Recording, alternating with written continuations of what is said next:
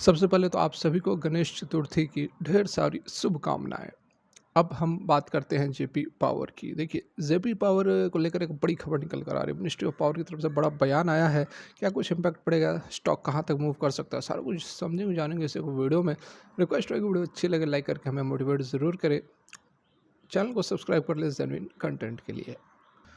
तो यहाँ पर देखिए, कल जो ट्रेडिंग हुई है उसमें 2 से 2.5% के आसपास की तेज़ी हमें देखने को मिली है। ₹10.30 ने क्लोजिंग दी है। हालाँकि जो हाई था वो तो अच्छा खासा ₹10.80 तक लगाया था। 5 से 6% तक की मूवमेंट हमें जेपी पावर के अंदर देखने को मिली। लेकिन उसके बाद यहाँ पर जो है प्रॉफिट बुकिंग हुई, इस लेवल से प्रॉफिट बुकिंग हुई है।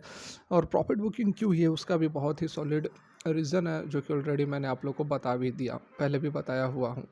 देखिए, इसका हम मैक्सिमम पीरियड की यदि रिटर्न की बात करें तो आप देख सकते हैं कि स्टॉक जो है लगभग लगभग मैक्सिमम पीरियड का चार्ट हमने लगाने की यहाँ पर कोशिश की है। 1 मंथ का यह कैंडल है, जो एक-एक कैंडल है, पूरा पूरा 1 मंथ का है। यहाँ पर अगर हम इसके मैक्सिमम पीरियड के रिटर्न पर फोकस करें, तो ये जो हमें चार्ट लगभग लगभग नज़र आ रहा है, अराउंड अराउंड 2005 के आसपास की लिस्टिंग है। और हाई जो इसने लगाया हुआ था एक समय 141 या फिर 150 आप कह सकते हैं, ठीक है। उसके बाद स्टॉक में लगातार गिरावट ही हुई है। स्टॉक ने कभी ऊपर की तरफ का मूवमेंट नहीं दिखाया है। लेकिन अब जो है थोड़ा बहुत यहाँ पर जो है कुछ चेंजिंग होता हुआ हमें नज़र आ रहा है। यदि हम इसके चार्ट पर फोकस करें तो मेन जो इसका एरिया है, जो एक मेन रेसिस्टेंस का जोन है जिसके अराउंड यह घूमते रहा है, वह है अराउंड अराउंड आप यहाँ पर देख सकते हैं 2015 से लेकर अभी तक इसी रेंज में है। इस रेंज को यह तोड़ नहीं पाया है, और इसलिए मैं आपको कह रहा था कि इस रेंज को तोड़ने में थोड़ी सी यहाँ पर समस्या इन द सेंस कि कंसोलिडेशन हो सकता है। थोड़ा-सा यहाँ पर पावर लगाना पड़ेगा, बड़े इन्वेस्टर्स की खरीदारी यहाँ पर खरीदारी की ज़रूरत है, तभी ये जो एक रेसिस्टेंस है, काफ़ी अच्छा खासा यहाँ पर रेसिस्टेंस है, स्टैंड कर रहा है। क्योंकि ये जो मैंने कैंडल लगाया हुआ है, ये 1 मंथ का कैंडल है, और 1 मंथ के कैंडल पर आप देख सकते हैं कि स्टॉक जो गिरते हुए इसने सपोर्ट इसी लेवल पर लिया था 2013 में, और ये कौन सा लेवल है, लगभग लगभग ₹10.5 का लेवल। यहाँ से थोड़ा प्राइस ऊपर गया, फिर जब यहाँ पर यह आया तो इस बार यह रुका नहीं और इसने ब्रेकआउट दे दिया नीचे की ओर फिर गिरता हुआ एक बार फिर से इसने कोशिश किया 2015 के आसपास, फिर इसको ब्रेक नहीं कर पाया। फिर गिरते गिरते फिर इसने एक बार यहाँ कोशिश की है 2022 के आसपास, नहीं तोड़ पाया। फिर बीच बीच में इसने कोशिश की लेकिन तोड़ नहीं पाया। तो इस कारण से ये जो लेवल है, जिस लेवल पे यह ट्रेड कर रहा है, एक तो या तो यहाँ पर ब्रेकआउट होता है तो एक बड़ी मूवमेंट हमें देखने को मिलेगी। यदि फिर ब्रेकआउट नहीं होता है तो फ्रेश एंट्री यदि आप इस लेवल पर लेते हो तो फिर आपको नुकसान भी हो सकता है। क्लियर कट बात यहाँ पर समझ ले, क्योंकि ये जो लेवल है, थोड़ा बहुत यहाँ पर समस्या होती है। इसके जो हमने इतिहास को उठाकर देखा है तो इस इन लेवल्स को तोड़ने पर इसको काफ़ी स्ट्रगल करना पड़ता है। तो तोड़ देती है तो फिर तो अच्छी बात है। यहाँ हमें ₹20 तक का मूवमेंट जो है, ₹20 तक का टारगेट देखने को मिल सकता है, ठीक है।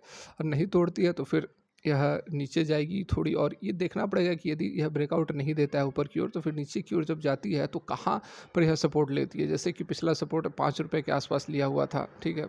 1 वीक का यदि लगाऊं तो थोड़ा और अच्छे से बात समझ में आएगी। यहाँ पर देखो, यदि हम समझने की कोशिश करें तो इसने यहाँ पर ट्राई किया, नहीं तोड़ पाया, और बॉटम लगाया लगभग लगभग फिर से इसने ₹6 के आसपास, फिर बॉटम लगाया इसने 5.5 ₹5 के आसपास। अब ये ऊपर इस लेवल को तोड़ने की कोशिश कर रही है। यदि यह नहीं तोड़ती और नीचे आती है, और इस लेवल से नीचे नहीं आनी चाहिए, लगभग लगभग इस लेवल से, ठीक है, ₹5.5 के लेवल से, ₹5.5 से ऊपर यदि यह बॉटम बनाती है और फिर ये अगेन ट्राई करती है, तब तो काफ़ी चांसेस है कि यह ब्रेकआउट दे देगी। अगर इससे नीचे बॉटम बनाती है तो इसका मतलब होगा कि जो लोस है वह नीचे की ओर शिफ्ट हो रही है, और ये स्ट्रेंथ को नहीं दर्शाता है। यहाँ पर हम अभी तो एक्सपेक्ट यही करेंगे कि ब्रेकआउट होगा, क्योंकि बहुत ही अच्छा मूवमेंट अभी 1 वीक के चार्ट पे हमें देखने को मिल रहा है कि पिछले काफ़ी सप्ताह से बहुत ही ज़बरदस्त रैली जो है स्टॉक के अंदर देखने को मिल रही है, ठीक है। तो हम एक्सपेक्ट कर सकते हैं कि यहाँ से ब्रेकआउट हो सकता है, और ब्रेकआउट होगा तो फिर जेपी पावर आपको शॉर्ट टर्म में कल लोग पूछ भी रहे थे कि लॉन्ग टर्म के लिए या फिर शॉर्ट टर्म के लिए। तो देखो, यहाँ पर ₹20 तक का टारगेट के लिए आप कर सकते हैं, इन्वेस्ट कर सकते हैं ₹20 के, मतलब कि डबल के लिए, ठीक है। डबल के लिए आप यहाँ पर इन्वेस्ट कर सकते हैं, और लॉन्ग टर्म के लिए बहुत ज़्यादा अभी फ़िलहाल क्योंकि डेब्ट अभी कंपनी पर है, डेब्ट कम हुआ है लेकिन डेब्ट है थोड़ा बहुत, तो डेब्ट को जब यह बिल्कुल ख़त्म कर देगा तो उसके बाद उसके बाद हम लॉन्ग टर्म का व्यू रख सकते हैं, लेकिन फ़िलहाल लॉन्ग टर्म के लिए बहुत ज़्यादा जाना सही नहीं रहेगा। ₹20 का भी टारगेट यहाँ से अगर हमें डबल भी रिटर्न दे रही है कंपनी, तो ये कोई ख़राब रिटर्न नहीं है और बहुत समय भी नहीं लेगा, ठीक है? बहुत समय भी नहीं लेगा। ₹20 बहुत ही जल्द विदिन अ ईयर, या फिर आप कह सकते हो उससे भी कम, 6-7 महीने 8 महीने के अंदर या ₹20 को भी अचीव कर सकता है। तो बहुत ही अच्छा रिटर्न रहेगा इस पीरियड के लिए। अब इसकी जो डिलीवरी परसेंटेज है, डिलीवरी परसेंटेज भी मैंने आप लोगों को कल दिखाया था, लगभग 26-27% के आसपास की डिलीवरी उठाई जा रही है। तो थोड़ी सी यहाँ पर as compare to other stocks जो है डिलीवरी थोड़ी सी यहाँ पर कम चल रही है, ठीक है? थोड़ी सी डिलीवरी में पुशअप यहाँ पर लाना होगा। अब बात कर लेते हैं कुछ अपडेट्स जो निकल कर आ रही है। तो यहाँ पर देखिए जो खबर निकल कर आ रही है, क्यों बहुत बड़ी हो सकती है जब ये पावर के लिए। देखिए, the union ministry of power is likely to ask for a cut in the goods and services tax components used in the hydro power project, ठीक है? हाइड्रो पावर प्रोजेक्ट में जो भी कंपोनेंट यूज होते हैं उस पर जीएसटी यहाँ पर कम करने की बात की जा रही है। तो मिनिस्ट्री में seek cut in the component like turbine, steel और सीमेंट। तो यहाँ पर आप एक चीज़ ध्यान दें, मेनली 3-4 यह बिजनेस करती है। पहला तो थर्मल पावर, ठीक है? जेपी पावर की बात कर रहे हैं, थर्मल पावर से जो इलेक्ट्रिसिटी बनाती है। दूसरा यहाँ पर हाइड्रो पावर, ठीक है?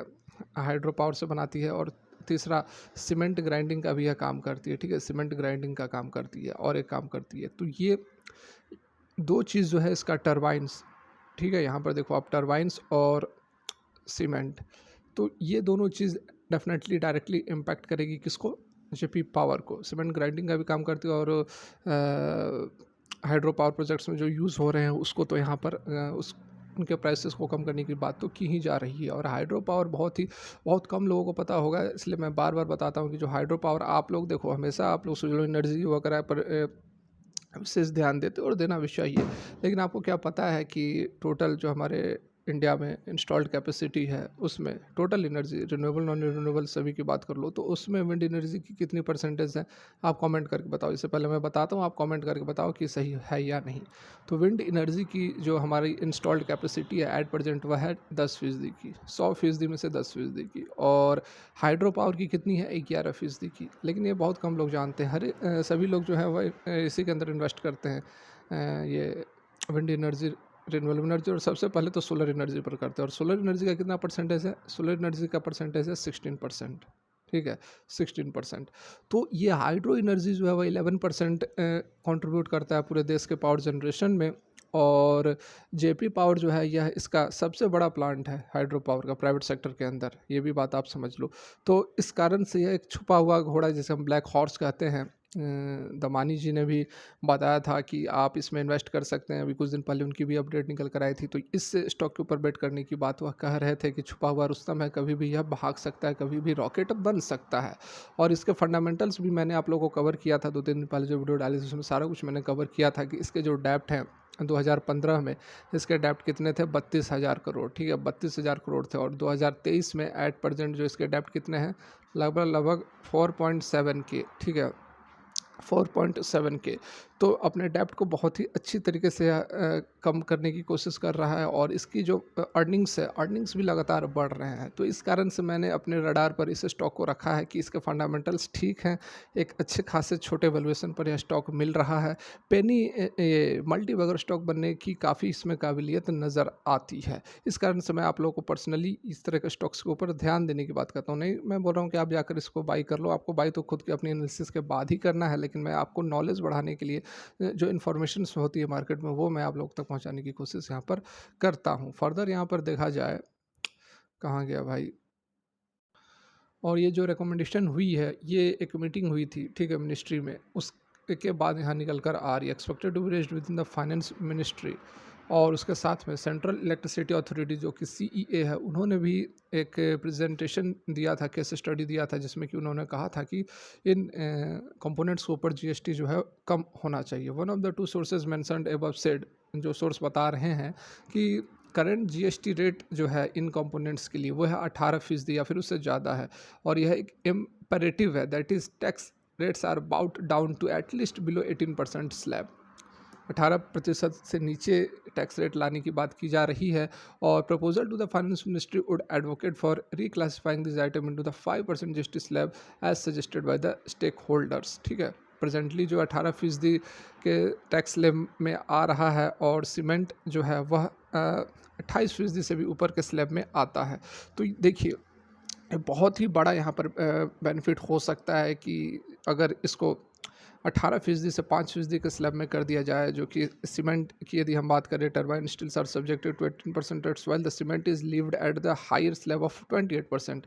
तो इनको यदि हम तो नहीं कर सकते हैं, यदि मिनिस्ट्री फाइनेंस मिनिस्ट्री कम कर देती है तो कितना बड़ा बेनिफिट होगा, आप सोच सकते हैं कि किस तरह से रॉ मटेरियल्स पे कम पैसे लगेंगे, और जो प्रोडक्टिविटी होगी, जो प्रॉफिट्स होगा, वह ज़बरदस्त तरीके से बढ़ता हुआ हमें नज़र आएगा। और जेपी पावर तो इन दोनों ही सेक्टर के ऊपर कामकाज करती है। विंड टर्बाइन नहीं, टर्बाइन से जो हाइड्रो इलेक्ट्रिसिटी होता है, वाटर को हम टर्बाइन पर डालते हैं, जिससे